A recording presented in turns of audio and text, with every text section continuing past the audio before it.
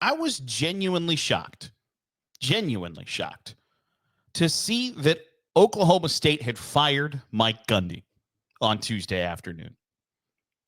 I thought that he had done enough to get to have the send-off, retirement, resignation. We've mutually agreed to part ways at the end of this season. Whether it was his time as a player, assistant, or the head coach for the past 21 years. I just thought that this is how this is going to play out. They're going to keep on being not very good. And you don't have a whole lot to worry about, because I think sometimes this can happen where somebody gets fired at the end of September because everybody knows that it's time to go. Everybody knows that this is just simply not going to work out. And it's best for both of us to go our separate ways. And then you hit a little momentum, a little win streak, and suddenly people go, well, wait a second. Are we sure that this has to end? Are we sure that this needs to stop? And Oklahoma State probably didn't want to be in that situation. They didn't want the Cowboys to rattle off 4 or 5 straight wins and everybody go, well, hell, it was just a rough patch at the start of the season, knowing full well and coming to the determination that Mike Gundy was no longer the guy to lead their program. So they avoid that by firing him on Tuesday afternoon. But I'm genuinely surprised that they did so. And there are a couple of questions that Mike Gundy's departure brings up for Oklahoma State. And the first one, I think, is what are the Oklahoma State Cowboys right now? Because I think the overwhelming majority of people expected when Texas and Oklahoma left the Big 12 that was going to be Oklahoma State's conference going forward, that they were going to get to dominate it and run it. And that has not played out in the slightest. And so I think that's the first question that they need to ask themselves. But maybe more importantly, what type of candidate is going to be set up to succeed in replacing Mike Gundy? What qualities does that person need to have to be successful and to reach/match the expectations set under Mike Gundy? And so there are a couple of things there where I think the first one, and I've made this connection before, I think that whoever Oklahoma State hires has to have really good recruiting experience and ties in the state of Texas. And I've made this connection before where there are football programs around the state of Ohio that have had really high highs because they were able to recruit the 4 and high 3 stars from the state of Ohio. If you look at the success that Michigan State had at its peak under Mark D'Antoni, they were recruiting the state of Ohio really well. They weren't getting the players that Ohio State was plucking and hand selecting from Ohio. And it's the same thing in Texas, where Oklahoma State is probably not likely going to be in play for the 5 stars and the high 4 stars for players in the state of Texas. But if they can clean up the 4 stars and the high 3 stars and develop them, they have a shot. If you look at Michigan State, when they were in the college football playoff and winning the Big Ten championship, they recruited Ohio really well. And then Kentucky started to do that. Kentucky started recruiting the state of Ohio really well. And when Mark Stoops has been at his best at that job, it coincided with Michigan State's decline. That Kentucky's rise coincided with Michigan State's decline because Michigan State stopped getting those kids out of the state of Ohio, and Kentucky did. And then Kentucky started to drop off. And who started to come up?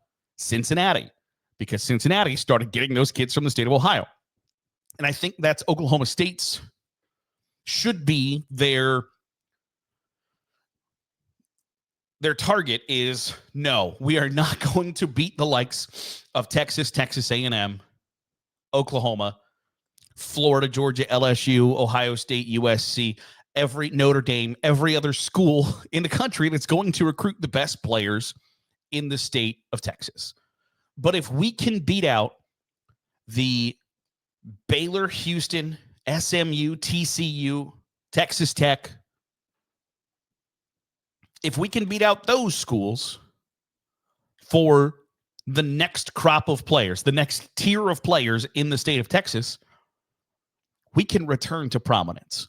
I don't think that that's an outlandish kind of game plan to put together of how do we make sure that we are able to compete, because and the state of Oklahoma has gotten better. The high school football there is certainly not bad by any stretch of the imagination, but it's not sustainable enough that you can only recruit the state of Oklahoma like you could at a school in Louisiana, Mississippi, Alabama, Georgia, Florida, North Carolina, Virginia, Maryland, hell, even New Jersey, California, etc.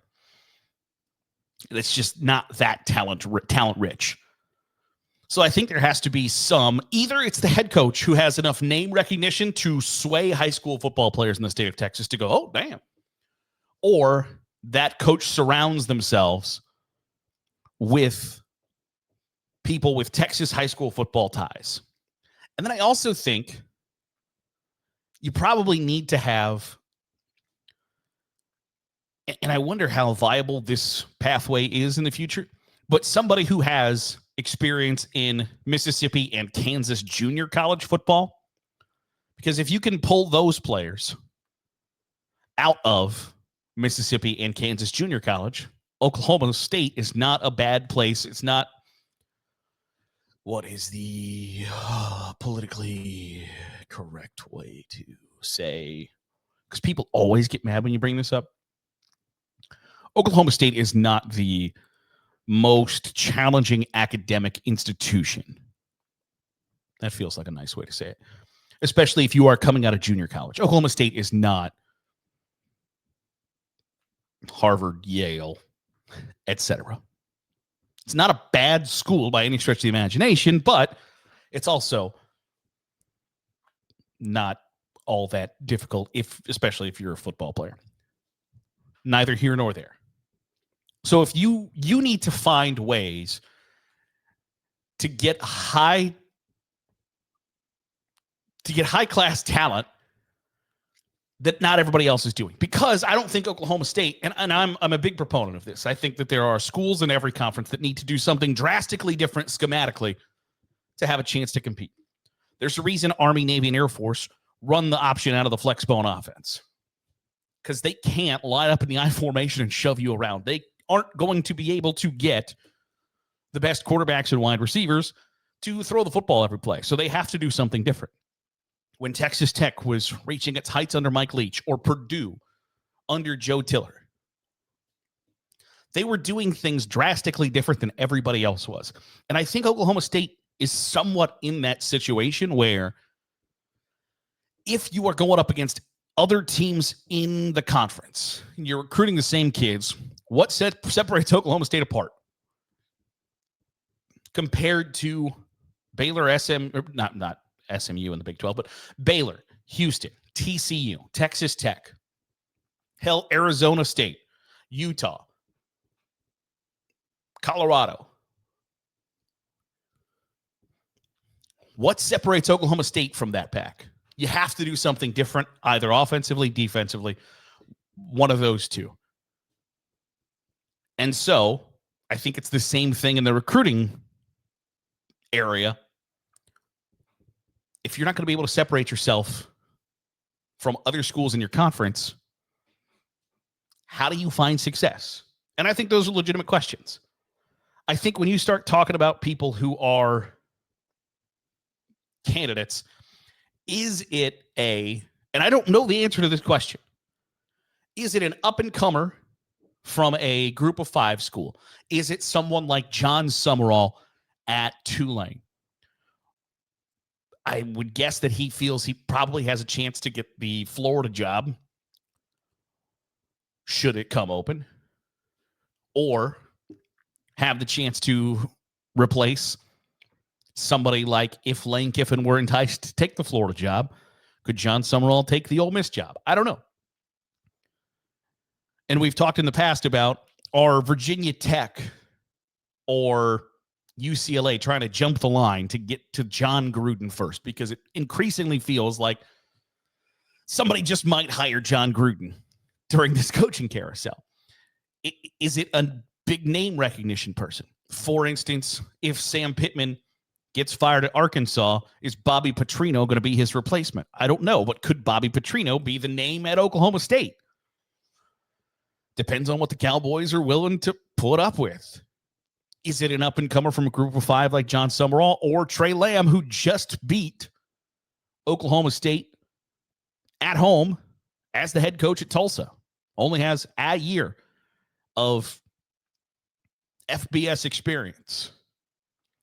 I hate the word should, because I can't ever determine what should or shouldn't happen for anybody other than me. I can't tell Oklahoma State who they should hire. But you know who Oklahoma State should hire? Texas State head coach G.J. Kinney. He's young, and he matches a lot of the requirements that I laid out. Texas State runs the air raid. They're going to sling it. G.J. Kinney played college football in the state of Oklahoma at Tulsa. Obviously, by being the head coach of Texas State, has recruiting ties in the state of Texas. I think G.J. Kinney makes a ton of sense to be the next coach of the Oklahoma State Cowboys. But I'm really interested. I don't know what UCLA or Virginia Tech is going to do. And I'm not necessarily as fascinated with that job, because I think that there are potentially some longer rebuild times at UCLA and Virginia Tech. I think Oklahoma State, with the way the Big 12 is set up, with Oklahoma State's location, proximity to Texas, proximity to Kansas and the JUCO, proximity to Mississippi's not all that far. I think that there is an ability in the easeability of being able to transfer to Oklahoma State, likely, that's a quick turnaround, because the school that everybody thought was going to run that conference is Oklahoma State, and they are not running that conference. So can they get back to dominance quickly? If they hire the right person, I think the answer to that question is yes. I think that it might be slightly more desirable than people think, but I also know that should jobs like Florida and Arkansas pop up, they're going to be more coveted than Oklahoma State, just frankly. If Kentucky decides that they have had enough of Mark Stoops, that might be a more desirable job than Oklahoma State. And Cowboy fans aren't going to want to hear that, but I think that's the truth. All of that being said, I think you can turn that thing into a winner real quick, maybe quicker than a lot of people think. I want to know your thoughts. Who should be the next man up at Oklahoma State? I would love to hear your thoughts on that matter in the comments below. That'll do it for today's episode of the Daily Huddle. I appreciate you making us a part of your day, however it is, wherever it is you're doing so. If you're watching on YouTube, hit the subscribe button. Make sure you're getting all the great college football content we're pumping out. If you're listening on the podcast feed, drop a 5-star review. It goes a long way in helping out the channel. I'll see you tomorrow for another episode of the Daily Huddle.